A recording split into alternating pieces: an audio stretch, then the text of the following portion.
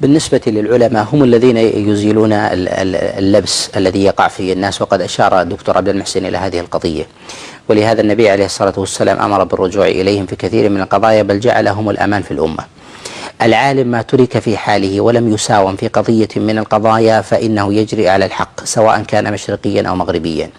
أعظم فتنة تمر بالعالم أن يساوم على دينه أو يساوم على ماله في قضية من القضايا ترغب في توجه أو فكر أو سياسة، وهذه قد نبه عليها جماعة من العلماء، ونبه عليها من جاء في الآثار كثيرة كحذيفة بن اليمان وهو أمين سر رسول الله صلى الله عليه وسلم، كما روى أبو نعيم في كتابه الحلية قال: إذا كنت تريد أن تعلم أن الفتنة قد أصابتك فانظر إلى حرام كنت تراه حلالا أو حلال كنت تراه حراما فاعلم أن الفتنة قد أصابتك.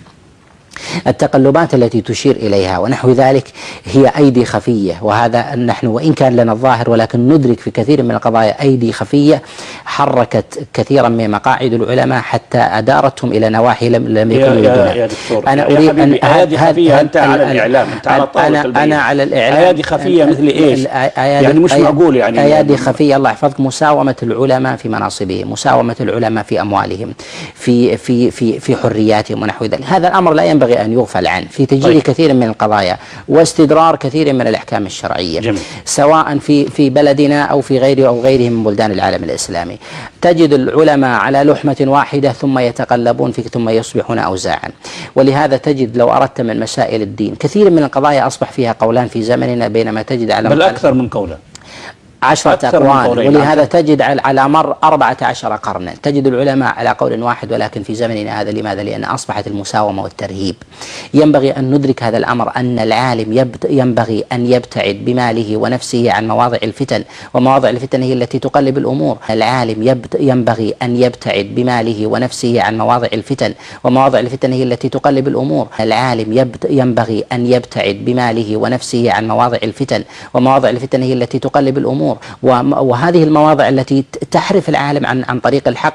أولا أن يجعل، يعني أنا ما فهمت عليك، بماله ونفسه. نفسه عرفت، لكن ماله يعني لا يتقاضى مثلا مرتب من الدولة مثلا. أولا ينبغي للعلماء قدر الإمكان أن يتكففوا، هذا من جهة الأمر. وينبغي ألا يبالغوا في مسألة الركون إلى الدنيا كأصحاب الوجاهات، سواء كانوا وزراء أو كانوا مثلا في مناصب دينية أو غير دينية. ينبغي ألا يساووا أنفسهم بوزراء البلديات ووزراء المواصلات ووزراء الخارجية. يعني تطالب العلماء بأن يزهدوا من الدنيا؟ لا أريد أن يزهدوا بالدنيا، أريد أن يتكثروا، ولكن لا يعلقوا أنفسهم كما يعلق الإنسان مشلحة في مشجب، وإنما حتى يزال هذا المشجب يسقط الإنسان. ينبغي للإنسان أن يشارك الأمة برأيه وكذلك بإدراكه، ولكن يبتعد عن مواضع المساومة. هذا ليس قولا لي وإنما قول للسلف. والنبي عليه الصلاة والسلام قد جاء عن حذيفة بن اليمان قال: لا ينبغي للرجل أن يقف مواضع الفتن. قال: مواضع الفتن؟ قال أن يأتي إلى أبواب الأمراء. وهذا في قول حذيفة بن اليمان. مراد بذلك قال أن يقولوا الكذب فيصدقهم في ذلك. نعم. وأن تجد الإنسان حينما يكون الإنسان في موضع فيه مثلا مهيب صاحب جاه أو سلطان ونحو ذلك، حينما يتكلم تجد الناس كلهم يطرقون برؤوسهم يقول صح صح. ألا تجد هذه العبارة؟ هذه العبارة موجودة، وهذا نوع من التلبيس الذي يقع فيه الإنسان.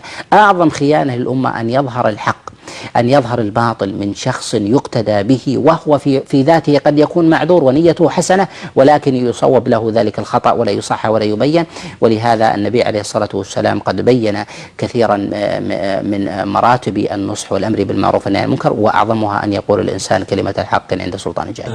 أحبتي طوبى لعابد يقدم للجنان وما رآها، ولم يعبأ بدنيا حياته، وقد عرضت عليه وقد أباها، وعاش حياته لله عابدا، وخلى الناس كي يرضي الإله.